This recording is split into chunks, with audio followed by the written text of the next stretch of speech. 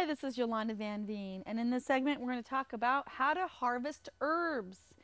Now there's so many different types of herbs that you can select from for your garden, whether it's oregano or thyme or parsley or spearmint, and they're all wonderful for use in the kitchen as well.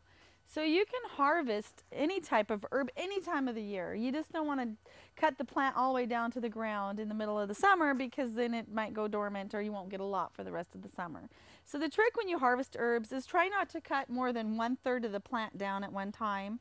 So you can trim out of your plants any time of the year, but if you're using a lot of the herbs for your kitchen throughout the summer, try not to use more than 1/3 at a time. For example, if you're using thyme, when you're cutting it back, just cut the tips off. Don't go back more than 2/3 of the plant. So just trim off the tips as you go along and use the thyme throughout the summer. And you'll find that they'll keep growing lush and you can keep cutting through it all summer long. It is in the fall that I really majorly trim them back. And when it freezes hard, they die to the ground anyway. So in the fall, before it freezes hard, you can cut them all the way to the ground on a lot of different herbs. Lavender you wouldn't want to cut to the ground, but anything like thyme or anything that goes dormant all the way to the ground, like mint or a lot of oregano will go to the ground. You can just cut it almost to the ground. It'll come back next year. You can always leave a little bit of the stem on the bottom too, but no matter what you do, they generally come back.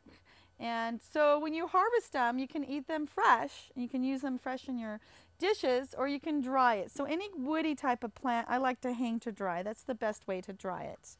Plants like spearmint, the easiest way to dry it is to actually put it on a paper towel or a newspaper and let it dry itself, or just put it in the microwave for 30 seconds and turn it and maybe 30 seconds more and it'll dry just as it looks. It's a great way to dry spearmint, and you can use them fresh too with lemonade or tea. There's a lot of different ways that you can use spearmint, and you can eat them and use it year round. Same thing in the fall is the best time to really harvest them.